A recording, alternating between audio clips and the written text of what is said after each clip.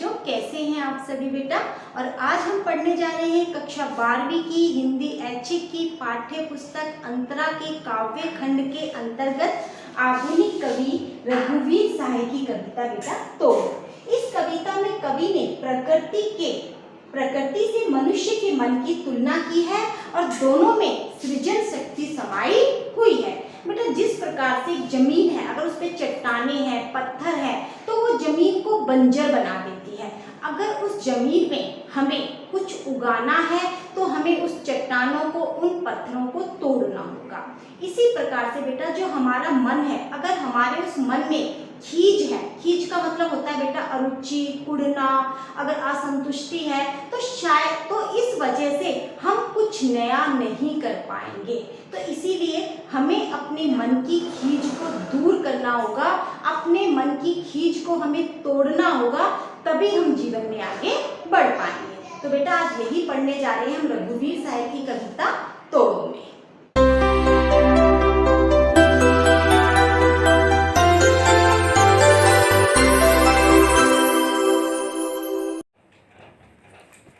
तोड़ो तोड़ो तोड़ो ये पत्थर, ये चट्टाने, ये झूठे बंधन टूटे तो धरती को हम जाने। सुनते हैं मिट्टी में रस है जिससे उगती दूब है, अपने मन के मैदानों पर व्यापी कैसी ऊब है, आधे आधे गाने। अब देखिए बेटा, कवि कहता है कि धरती को उपजाऊ बनाने के लिए आवश्यक है कि उसमें से पत्थर व चट्टाने जैसे अवांछित तत्वों को दूर कर दिया जाए, क्योंकि ये धरती को बंजर बनाते हैं। धरती की उर्वरा शक्ति को बांधने वाले इन अस्थायी तत्वों को तोड़ना बहुत आवश्यक है। इनके निकाल दिए जाने पर ही धरती सृजन हेतु तैयार होगी।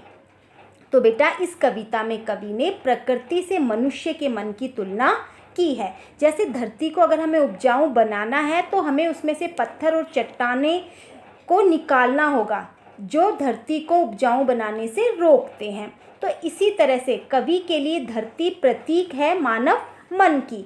तो कवि कह रहे हैं कि मन से, अर्थात जो हमारी सोच विचार की प्रणाली है, उसमें से हमें ऊब को, खीज को, झुंझलाहट जैसे अवांछित विचारों को दूर करना होगा। यानी हमें जीवन के अवरोधों को तोड़ना होगा, तभी हम अपने मन के सृजनात्मक आयामों को पहचान सकेंगे। कवि कह रहा है झूठे बंधन टूटे। बेटा यहाँ बंधन से तात्पर्य है कि हमें धर्म जाति को तोड़ना होगा। सुनते हैं मिट्टी में रस है जिससे उगती दूब है, अपने मन के मैदानों पर व्यापी कैसी ऊब है, आधे आधे गाने। कवि कहते हैं कि हम सब भली भांति परिचित हैं कि मिट्टी में अदृश्य रस अर्थात प्राण शक्ति होती है और वह शक्ति प्राकृतिक है और इसी उर्वरा शक्ति से दूब उगती है। दूब का मतलब है घास। क्योंकि धरती सृजन की आकांक्षी है तो कवि पूछते हैं कि लक्ष्यों को पाने के लिए इच्छुक मन में ऊब कैसे व्याप्त हो सकती है। यानी हमारे मन में भी वह अदृश्य शक्ति छिपी हुई है जिससे हम खुशियों को जन्म दे सकते हैं। यदि सृजन करना है तो मानव मन में व्याप्त ऊब, अरुचि, खीज को हटाना ही होगा, क्योंकि आधे अधूरे मन से किए गए कार्यों की परिणति असंतुष्टि होती है। अगर आप किसी भी कार्य को आधे अधूरे मन से करेंगे तो बेटा वो कार्य कभी भी पूरा नहीं होगा।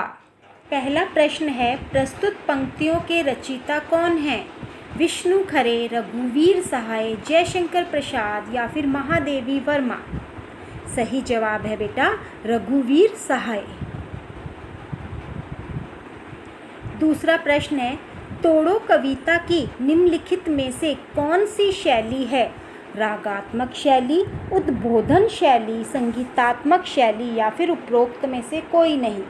तो सही जवाब है बेटा उद्बोधन शैली।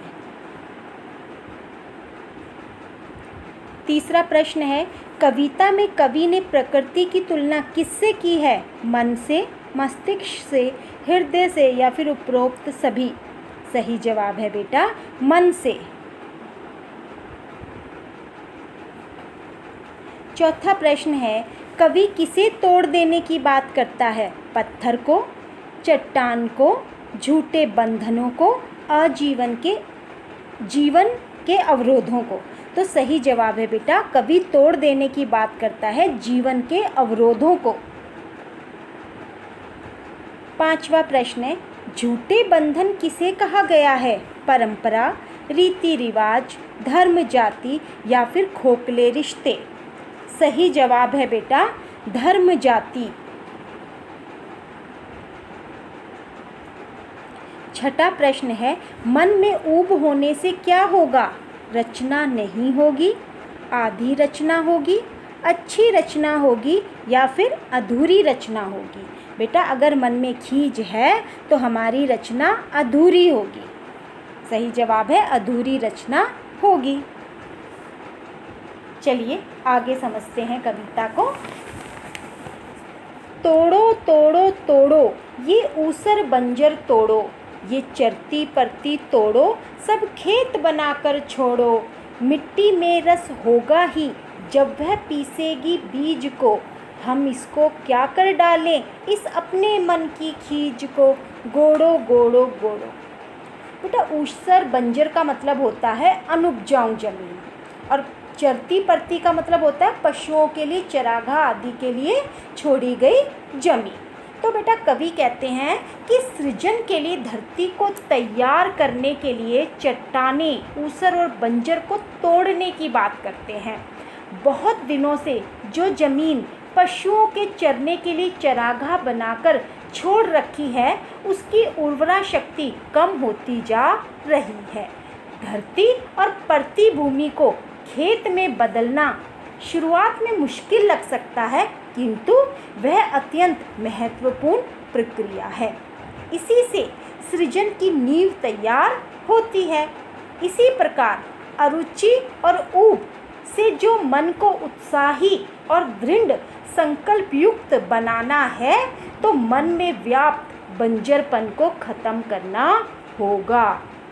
आलस्य व अरुचि को, बाधाओं को हटाना अत्यंत आवश्यक है। जब तक हम अपने मन से आलस्य, अरुचि, खींच को नहीं हटाएंगे बेटा तब तक सृजन नहीं हो सकता। यदि हम इन बाधाओं को हटाएंगे तभी आत्मविकास के हरे भरे खेत लहलहा सकेंगे। मिट्टी में रस होगा ही जब वह पीसेगी बीज को, हम इसको क्या कर डालें इस अपने मन की खींच को। गोड़ो गोड़ो गोड़ो।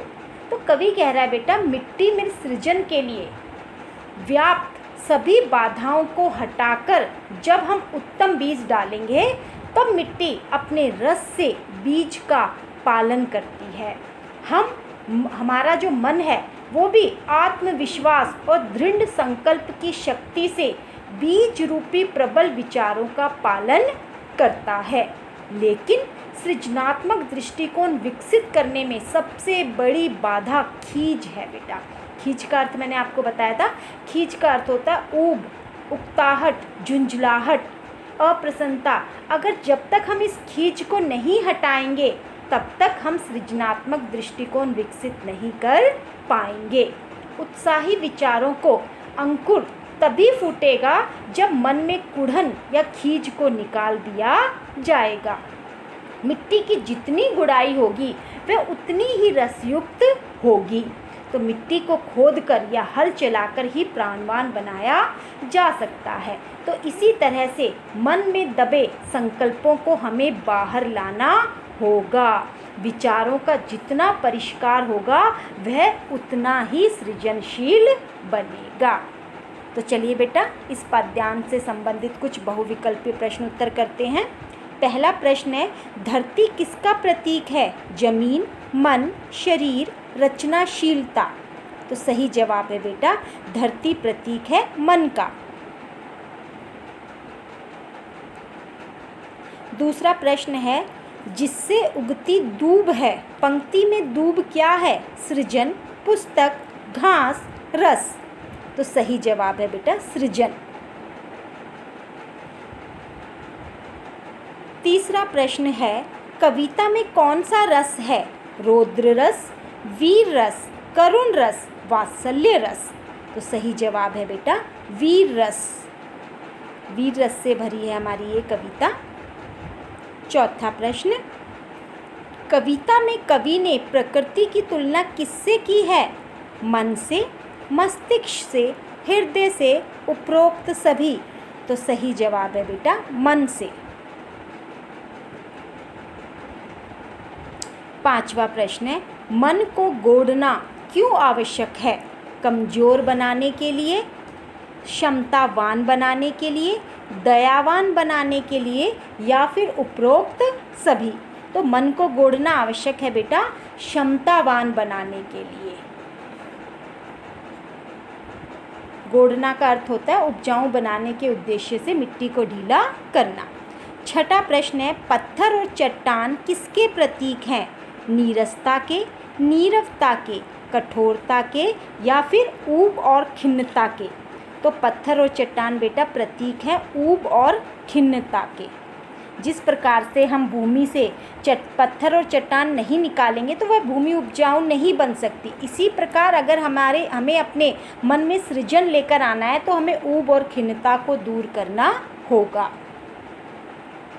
सातवां प्रश्न है, गोड़ो गोड़ो गोड़ो में कौन सा अलंकार है? उपमा अलंकार, रूपक अलंकार, मानवीकरण अलंकार, या फिर पुनरुक्ति प्रकाश अलंकार।